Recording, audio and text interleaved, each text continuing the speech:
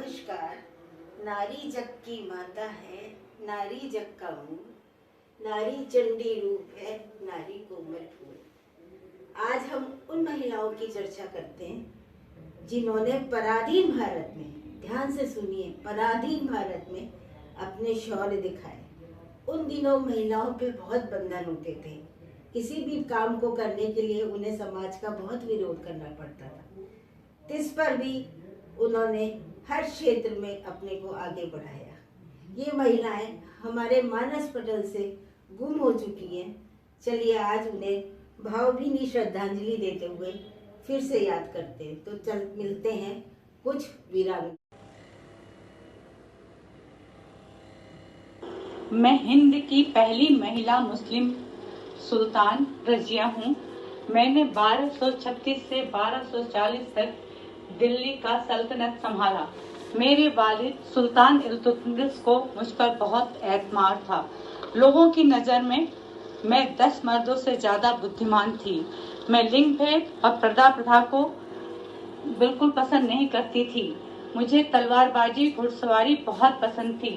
मुझे मर्दों की तरह कपड़े पहनना, हाथी की सवारी करना पसंद था।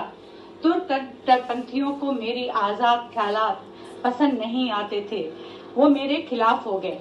मैंने अपने हब्सी गुलाम याकूत को अमीरों का अमीर बना दिया है, जिससे वो मेरे खिलाफ हो गए और उन लोगों ने षड्यंत्र कर मेरी हत्या करवा दी।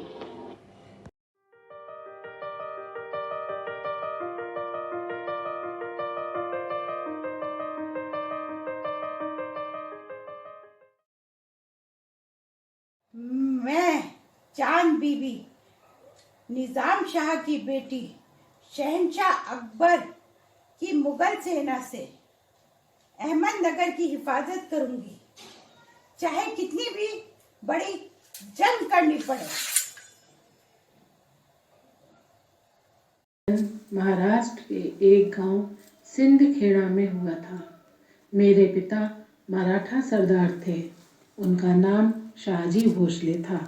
बहुत कम उम्र में मेरा विवाह कर दिया गया था, पर मेरे पिता और मेरे पति में बिल्कुल नहीं बनती थी।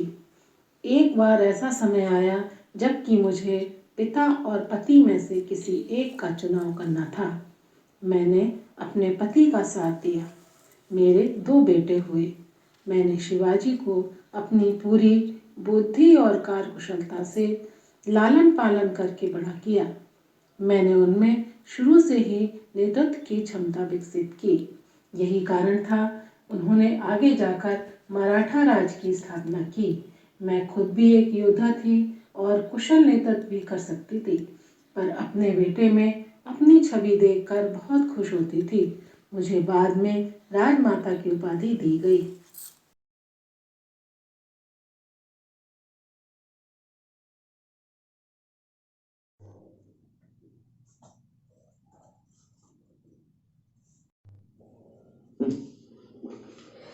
मैं मणकणिका, प्यार से लोग मुझे मनु बुलाया करते थे। सिर्फ 4 वर्ष की आयु में मैंने अपनी माँ को खो दिया। इसलिए मेरे पिता मोरोपंत मुझे पेशवा दरबार में ले जाया करते थे। वहीं मैंने युद्ध कला सीखी। मेरा विवाह झांसी के महाराजा गंगाधर राव जी के साथ संपन्न हुआ। 25 वर्ष की आयु में मैंने अपने पति को खो दिया। ने मुझसे झांसी छोड़ने को कहा। मैंने कहा, यह कदापि नहीं हो सकता। मैं तुम्हें भारत भूमि से ही बाहर निकाल कर छोड़ूंगी। अंग्रेजों, भारत छोड़ो, हर हर महादेव। अहिल्याबाई होलकर प्रसिद्ध सूबेदार मल्हार राव जी की पुत्रवधू और खांडे राव जी की पत्नी। प्रजा की रक्षा करना मेरा परम कर्तव्य रहा है।